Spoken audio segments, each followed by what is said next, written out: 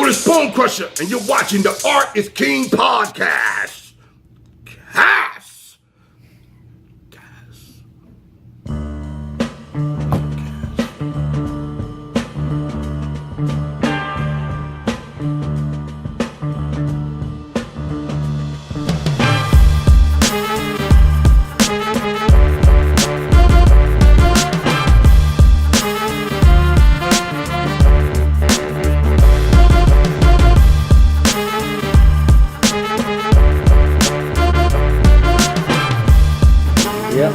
DTM coming at you. We're live once again. We finally got things together, and we're gonna go ahead and get started. I'm sitting here at Sam Flax, the store. It's an awesome place. You want to check them out. You want to come and see what they have. There's a big clearance section. There's a big classroom area. They are very welcoming to the art community, and you want to come and support your local store. They are very gracious in hosting us and allowing us the space to go ahead and stream live and talk about the art community and talk about the artists. This series called Masters of Storytelling, and I am inviting several artists, creatives, writers, creators who have created some type of comic or book or film or some type of content that draws you in with the story. And so the idea is to bring in these creatives, sit down with them, and asking them a few questions about their process, about their creativity, and then eventually talk to us about the story that they develop and that they publish. So today we have Keef Cross. We're gonna take it easy with some of the questions, and leading up to the third day, because we got 3 full days with Keef Cross. How about that, huh? See, I'm telling you, you need to stick around with me. I know the cool people. All right, so let's see if I have my questions here. There it is. Thank you. And if you don't use Evernote, I suggest you do. It's awesome. It's quick for your quick notes and so on. I'm using Cinemaker to stream live, and they are another one of our sponsors. And we're streaming live to YouTube. I have an iPhone where we're streaming to Facebook. So I'm monitoring 2 different streams right now. If you have a question or a comment, please feel free to jump in on Facebook. There's a Facebook page called Masters of Storytelling, and there you can see the actual live stream from YouTube. You can see the link actually. And but I'm going to also add the Facebook live stream. All right, so here we go. The sound on the Facebook live stream may not be the same as it is on YouTube, so go ahead and bear with us. All right, cool. So we're gonna go ahead and get started and say hello to our awesome special guest. How you doing? Doing good. How you doing, man? Always great. Tell us your name and where you're from. My name is Keef Cross. I am originally from Gary, Indiana, but I was raised in Atlanta, Georgia. Okay. How old were you when you came from Gary, Indiana to ATL? I was probably about two or 3 years old. Okay. So I don't really remember ever living in Gary, Indiana. Mm-hmm. But and I would just say I'm from Atlanta, but I think I have this Midwestern accent, so people, I guess I talk like my mother. So nobody ever believes me when I say I'm from here, so I always got to kind of go into detail, even though I have no recollection of ever living there. You know? Okay. But you still like to say that you are from... Yeah, because it just makes sense, right. You know. Because they're going to ask you, from ATL? Where are you from? Because everybody's like, you don't sound like you from here, you know. Everybody want to know if I'm from up north, but that's usually when I turn on my radio and they hear what I'm listening to. They're like, oh, you from New York? I'm like, no, from Atlanta. Right. I got you. Very cool. So tell us about your creativity. When did it first manifest in your life? Creativity, wow. I would say middle school, when I first got the urge to draw. But then I didn't know that I could draw. I used to trace a lot before. I always knew I had an urge to draw, but I didn't necessarily know I could draw. So I was tracing everything I could get my hands on, tracing comic books and everything, until one day I just decided to do it myself, and then it naturally came out to my surprise. Did you, when you were looking at these comic books, what was that? Was there a question or conversation in your head, like, how did they do this? And I think I can do it. Initially, no. Initially, I was just reading comic books like any other kid, just for the stories. Definitely for the art, because even at a young age, and I'm even this way now, I really can't read a comic book if the art isn't good. And back then, I was the same. I would judge what I would read based on how the artwork looked. So at that point, I wasn't thinking that I could even do this. I mean, I didn't even think about that, like, oh, this is something I could do. I just knew this is something that was being done by someone that I admired, you know? That's how I feel. Like, sometimes that's the first thoughts. Right. Like, you don't think about it, like, what is the job? What is this here? Yeah. But the questions start. Yeah. Exactly. Now, were you the kind of person that when you read comics and you look at comics, you start paying attention to the names, the writers, the inker, letterer, all that stuff? I did get to that point. And it was the same like with hip hop music. The way I would listen to, you would look at the credits of the album covers or the CD covers, and you would see who produced it, who wrote it. Like, it was really the same thing, because these are the people that you looked for when you went to buy comics. You know, like, I could buy I might not know anything about the story, but if so and so is working on it, I'm gonna get it no matter what. Like, if Jim Lee is drawing it, I'm getting it. You know, so if Chris Claremont is writing it, I'm getting it. You know? So and so you started paying attention to those things, trying to see who's out there doing this, what are they about, and starting finding your favorites. And looking at who's writing what, and did that kind of instill an idea that maybe my name could be in some of this? What was it that finally put you over from thinking into starting to do or draw or even write the story? What came first, and how did it go? Well, I never, even while I was reading comics, I never had a desire to do a comic. I didn't really have a desire to do a comic until after I had already been a tattoo artist for about maybe a year or two. I was into it, and somebody always told me that my work looked like it would be good for sequential art. And I was just, you know, at the tattoo shop during the down season, I just had a lot of time on my hands, and I would just start to draw. And it's funny because when I went to art school, there was a comic book class, but I didn't want to really do comics then, so I didn't really pay attention. But after I left school and began, you know, doing art on my own, I don't know, it kind of struck me, or I got an idea for a story. I have a lot of ideas, but I never really considered myself to be a writer per se. But I always had good concepts. So I just had a concept for DayBlack as a tattoo artist, and it really came from not having anything else to do in the winter months when the tattoo season slows down.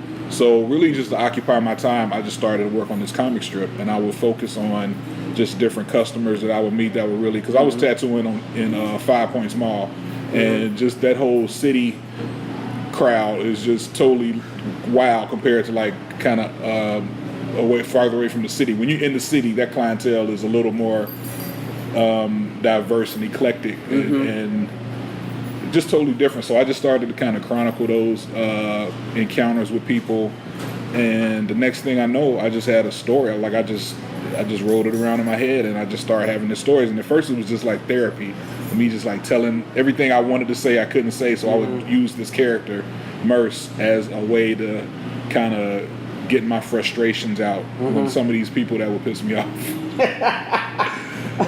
And what were some of those stories? What were some of those things that you were thinking already, or adding into the story? Well, like one particular one that's in the story is this girl was this pimp who would bring all his girls to come and get his name on them. Like, and at first I didn't know it because I was really naive back then. I just didn't know. This was like my first year tattooing or second year tattooing. Now I could spot him across like a mile away. But he would just come in and he would get I forget what his name was, but they would get his first, middle, and last name. And there was this one girl he had, and she had his name about at least 10 or 15 times. The only tattoo she had was this guy's first, middle, last name everywhere. On her arms, on her neck, on her stomach, on her back. She has several. She had at least 10 or 15. Oh, the same. On her leg, yes, everywhere. Wow. Okay. Everywhere, and And of course, he didn't have any of their names anywhere. You know what I'm saying? He didn't have any tattoos. Yeah. But that's just one of the things. And I was like, I can't believe this shit. Like I have to write this shit down because people are really doing this stuff. You know. I had a black guy that came in and he just had all kind of skulls and grim reapers and just demons and stuff on him. And he wanted to get a swastika on him. And I was like, bro, do you know what a swastika is? And he was like, yeah. He's like, I just want to get just the most evilest shit that I can get. Like, I know what it means, but I got skulls, I got death, I just need to. You want to take it as far as you can. Yeah, and that's probably one of the only tattoos that I ever probably turned down. And I was like, I'm not gonna do that to you, man. Yeah. Like I'm straight. Straight. Yeah. There's all kind of people out there, man. And that's the type of stuff I just had to document, man. Like people telling me, you know, women are coming in there getting names covered up with their husbands who's cheating on them, or vice versa, and it's just so much. It's so many stories, man. Like I've been tattooing 18 years, so I can't even remember everything, but you know. That's where you started drawing inspiration from. Yeah. The people around you and the situations that come in. And I think that is unique because you're a tattoo artist. We get all types of people, from straight, clean-cut folks with professional corporate jobs to anybody living, a bum living on the street. Right. And so the stories that we see and that we come across are very diverse, and it kind of amazes you that life can be that way to an extent. Right. So I can see where some of that source material came from. Because we're like therapists to people, you know. People get back there and they open up. When people are vulnerable, yes, they open up to you, and you're really hearing stuff that the average person wouldn't hear, you know. Right. Because they figure, oh, I'm gonna do this, and I'm just gonna go about my business or on my way. And you know, you have to talk to them, you have to listen, you have to kind of do all of that stuff, you know. Especially if you want to get paid. Right. You have to then. That's the artist's dilemma, where it comes to a point where you have to decide why you're doing something, and you make that jump from doing art for the sake of art to then this part of the business. Right, exactly. And if it's part of the business, then you still have a choice, but you got to get you got to do what they ask for. Oh yeah, you got to. As long as you're comfortable with it. Right. So, through this process of writing and drawing, when you first started, and did you have a process? Did you have an idea? Did you say, I need to do the drawings first, or I need to do the art writing first? What came first? Initially, it was the art. I was like, okay, I'm gonna do a book, and I'm just gonna write a little BS story just to go with these awesome pictures that I drew, you know. But when I started to submit to different companies, you know, I would get rejected because they said the art is good, but the story is a little flimsy, and they were right, you know. So once I started to tighten up the art, once I started to tighten up the story and focusing on my story as well as my art, I feel like that's when I became an overall better storyteller. But even to this day, I really focus on the art is number one for me. So if I'm having a writer's block, or if I'm having a period where I can't really, or the stories aren't really coming out like they used to, I just start drawing. And I'll just draw something that may not even have anything to do with the book, but after it's done, I might write it into the story because this is a cool picture, I'm going to do something with it. Right. And then that branches off to other things. That's why a lot of the book got made, from just me drawing random pictures and me figuring it out after the picture was done. You know, that's just my process. Right. Like I'll draw shit, and the story will reveal itself to me after I draw the picture. And I think that you being a creative person, I think even when you see a person, you're like, that could be a character. Yeah. Like even with Merce, man. Like this is a picture. Like I drew this from a picture of Most Def. He had not this picture particular, but the character, because I just saw a picture of him with a fedora hat on, and he just looked really cool in this picture, and I drew it as a character. And then it just stuck, and that's just what I've always been going with. So yeah, I definitely get inspired by people. I'll build a story around somebody that looks cool, you know. Right. My wife does that to me all the time. She's like, look at this person. Like you could draw them. Yeah, I mean. And then you start thinking ideas like what kind of life they have. Yeah. What's their day like, and so on. Definitely, man. That's funny. And then especially doing tattoos, you come into, like you said, we come into contact with so many people. It's easy to imagine these other professions of like perfect strangers. Because you've seen it all. You've talked to all kind of walks of life of people. So it's easy to be like, I bet he does this, or I bet he's into this, or he looks like a psycho, but he looks like a straight cut guy, but he's probably crazy. So looking at Mos Def and looking at that picture. You got it, huh? You got it. This is what you was looking for. We need to give you something else to play with. Looking at that Mos Def picture, did you already have this idea of a vampire story, or are you into vampires? Are you that interested into that horror genre, or how did that develop? Like, where are you a vampire at night? Right. Is this good right here? Yeah, you good. Right. I think the whole idea, because I'm not necessarily into vampires like that. I'm not necessarily into horror, but it was something about being a tattoo artist and dealing with blood, and just because when I started, tattooing was still kind of a mysterious type thing, kind of like a subculture in itself. It isn't like it is today, where it's like on TV, it's mainstream, everybody has a sleeve. You know, it wasn't like that. So back then, a tattoo artist who was a vampire just went along with the whole mystique of tattoo artists. I think were perceived back, or even people with a lot of tattoos were kind of looked at as kind of off the beaten path type people. So that's where the initial idea of him becoming a vampire came in, and it was really, I was watching the movie Interview with a Vampire, which is the catalyst of the whole slave aspect, because there was a scene where the two vampires, Brad Pitt and Tom Cruise, were at a slave plantation. They were feeding off the slaves, and this is the idea I got for that whole story of him being a slave. And the whole, it's really crazy. I mean, things just happen, man. Things just kind of work around in your brain, and they just kind of come out in strange ways. So I can't really pinpoint. Because at first, because initially when I started DayBlack, he wasn't a vampire, he wasn't a slave. Okay. He was just a guy doing tattoos. And it looked like Mos Def. Yeah, and it was Mos Def doing tattoos. Right. So tell us a little bit. So what happened? Yeah. So and that's, I don't really know. I can't pinpoint when the transition happened. One day you're sitting here drawing them, and then you add the teeth. And you're like, oh snap! I will say there was a lot of weed smoking going on back then, so it's kind of a blur. I'm not gonna lie. And I just kind of, when the smoke cleared, I had a story that came out of who knows where. I don't know where it came from. But I'm also a big film buff, so I had a lot of movies that I was probably watching and just being influenced by certain filmmakers. Yeah, I don't know, man. I wish I could tell you. Did you so once you started to go down the route of, well, he's a vampire, or he does tattoos, and the blood got to go somewhere, right? I think that's right. That blood part. It's like, because when you're doing tattoos, some people bleed extra, right? And you're like, well, that's a waste of blood. This should go somewhere, right? Once you figured out that you have a vampire character, do you do research? Do you start reading books and looking up?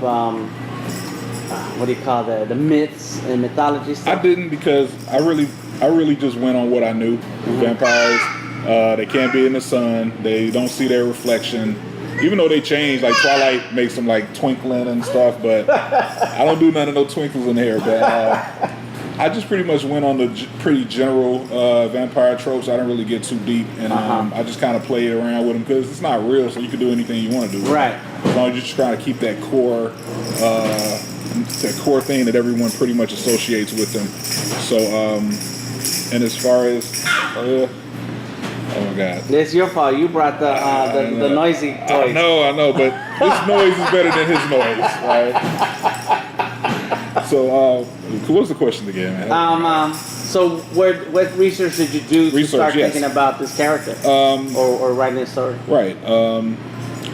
Really no research. What I did start to consider with the blood was HIV, because of course it's been a big thing for a long time. But I think when I started doing tattoos, I started, of course, learning about bloodborne pathogens and cross-contamination and things like that. So I was thinking, okay, so if a vampire just can't go out and just bite a random person. It's kind of like how you have to wear condoms when you have sex now. It's like if you don't, you're taking a chance. So with a vampire, you're taking a chance if you just go and bite somebody. And that's why I made HIV to be like a disease that was originally intended to wipe out vampires, but it ended up affecting humans too, but it affects them differently. So that way it made him develop a machine, a tattoo machine, that let him suck the blood out and he could clean it, kind of like a dialysis machine. It could like clean the blood and make sure that it's pure. So, and that was just, because anything I do, I kind of like to keep it kind of current with what's going on in the world, kind of make, not even really a social commentary, but it is, but not in a way where I'm kind of preaching or anything like that. It's just more like letting you know this is the world we live in. It's a little bit more relatable that way, you know. You bring your own opinion into it. Yeah. By the little pieces that you add to the story. Exactly. Or not even on my opinion. Sometimes it is my opinion, but just my bringing awareness to the world that they live in. Like he lives in the world we live in, you know. Yeah. So, okay, so I'm trying to find like all the little clues that can help somebody create an awesome character like this because so he's a vampire. Because you're the creator and author of this story, you can come up with any rules that you want, right? You know, it's not like there's a rule book that says vampires are this one particular type of thing. I am God in this universe, yes. I do what I want to do. You do what you want to do. But then at the same time, you're following a logical thing in how you tell a story because nowadays in modern day a vampire, how are they gonna find blood? Of course they can break into, or they could be the Red Cross, but that's another story. But you want to kind of fall into pop culture and then have people come to you, right? And tattoos has become such a popular thing that everybody's getting a tattoo. Right. So you have a constant, steady stream of donors, and you have a machine that you kind of find a way to draw the blood while you're doing the work. Right. So it's like taking you some thought process to put those things together. Definitely. Yeah. So do you have a board where you start writing your notes, or do you keep everything in your head, or do you have a notebook? No, I am not organized at all. I don't do outlines. I pretty much write. When I'm drawing in my sketchbook, I pretty much write the story on the other side of the sketchbook as I'm drawing. Not organized. You know this. I'm not organized at all. So really, for me, it's all about knowing your characters. It's like when you know your character so well, they pretty much tell you what is going to happen and what path they're going to take and what they're going to say.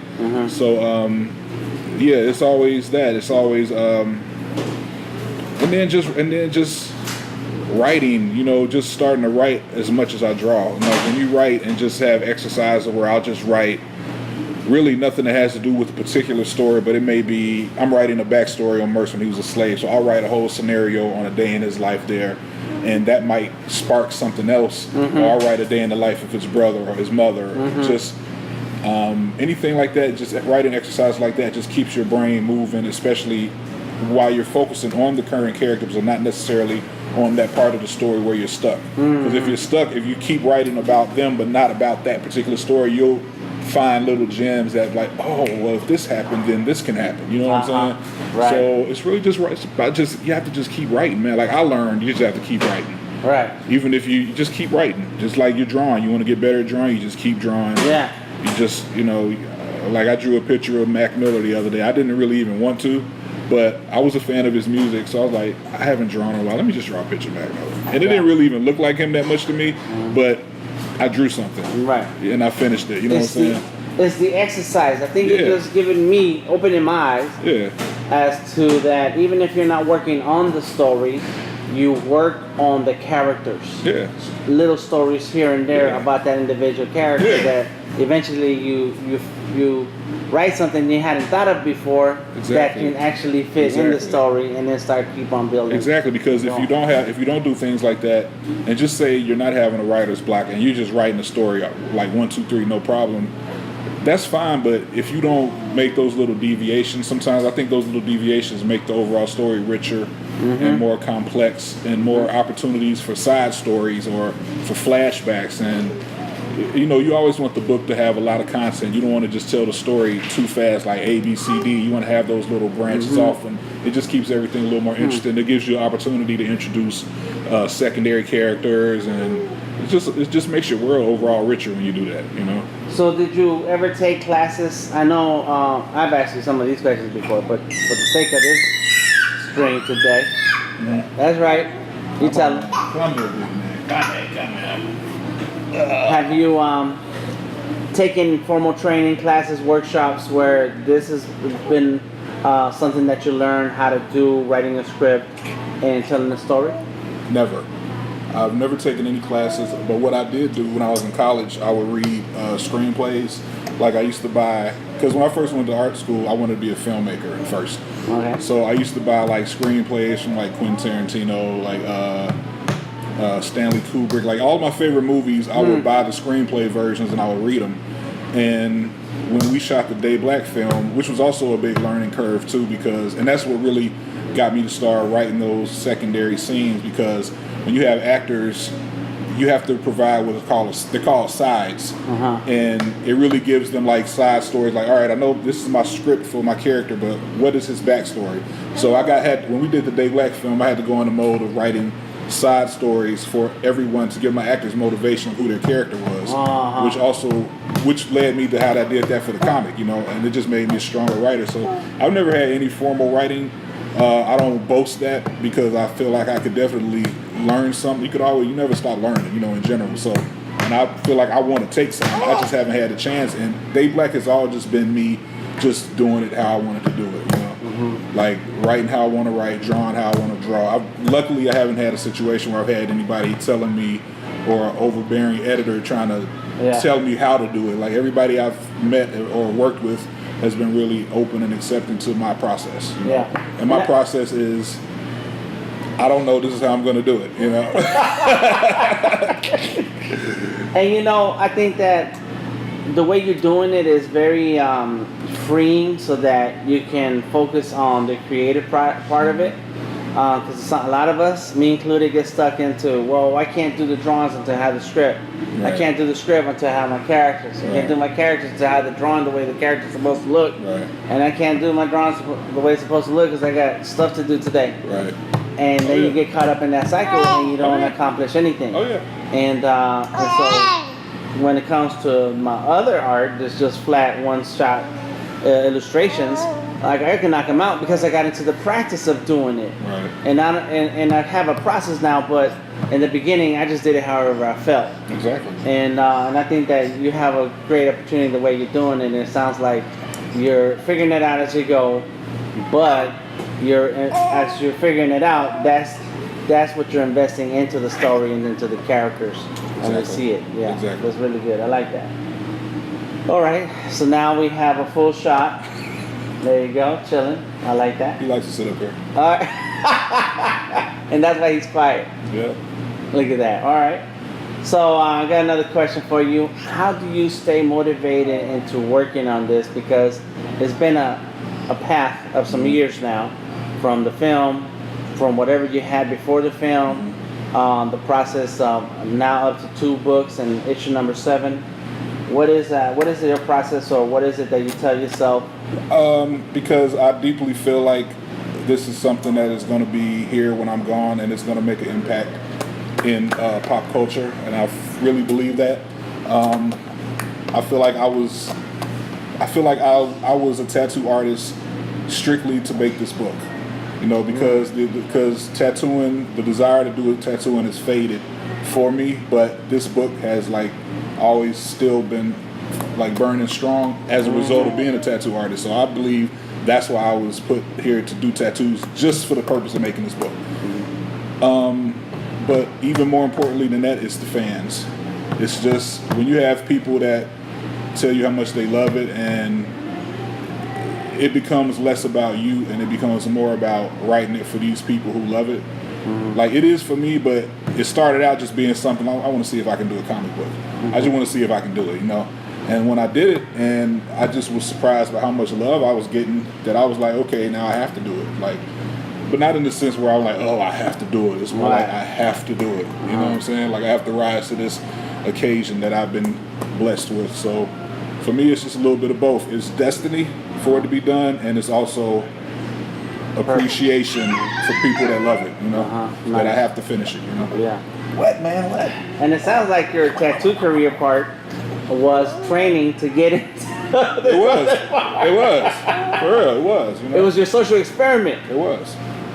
Nice. Tell us a little bit about the characters, at least 2 or 3, the main ones. Okay. And why did you decide to go that far into history to pull them out? As far as like the slavery aspect? Yes.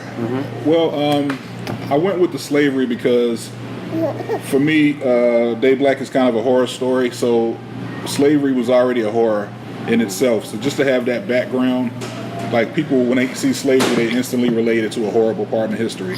So that already has you emotionally tied to the world he's coming from. So he was already living in a horror.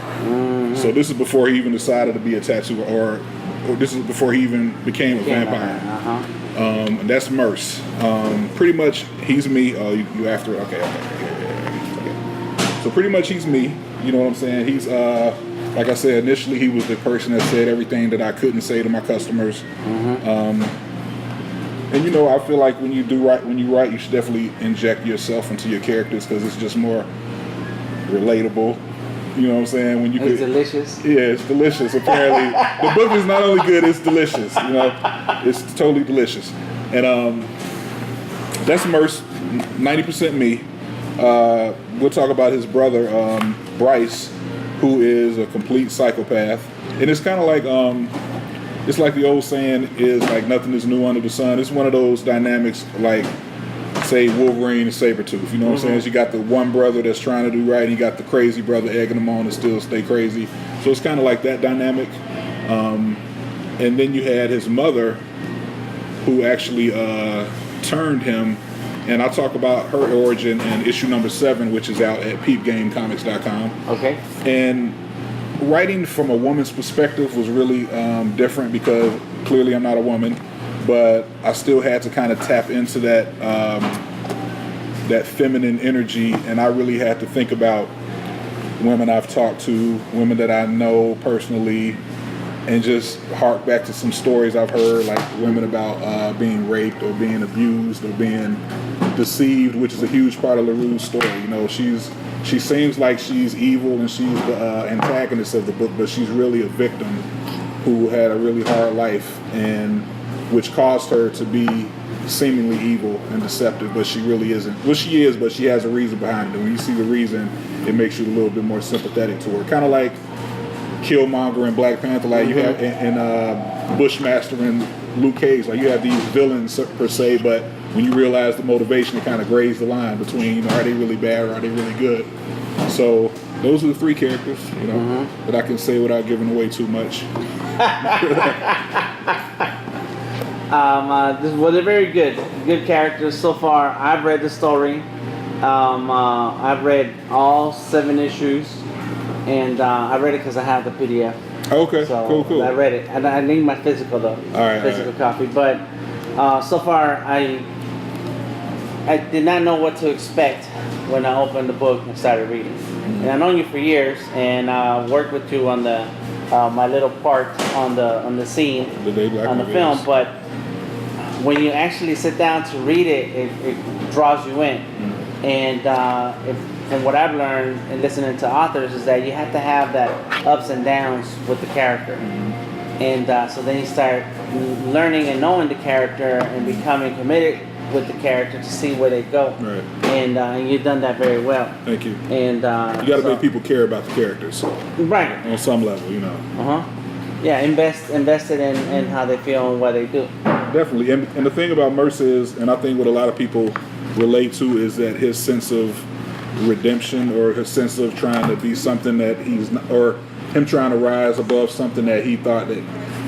It's kind of like when somebody is always told that they can only be one thing in their life and they never think that they could be something else. That's what Merce is. He's trying to be something that he has been for so long. He's trying not to be that anymore. Yeah. And I think a lot of people can relate to that.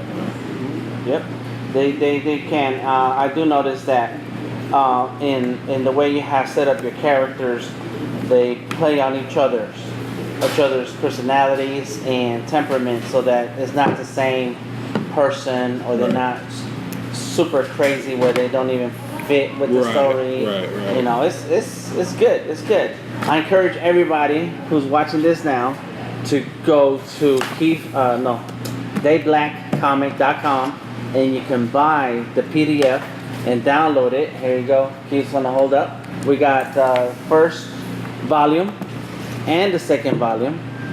And if you're in ATL, you can catch up with Keef at his many events, many pop-ups. There's got a few things coming up. I just saw you post something. Yeah, Friday I'll be at Orpheus Brewery on Friday from 5 to 10 with books and prints. And stickers. Do you still have stickers? I'm out. I went through those. I was just at Peter Street Station for Craft Trap, and I went through those. And on the 29th, I'll be doing the Red Button Show with Courtney Brooks. Okay. That's on the 29th. I can't remember. I think it's at somewhere called Colette's. But if you follow me on social media, you'll see flyers for all of that. Yeah. Yes. Go ahead, follow DayBlack Comic on Instagram. You can follow Keef Cross on Instagram. Oh, we don't want to miss that. Go ahead, show us your moves.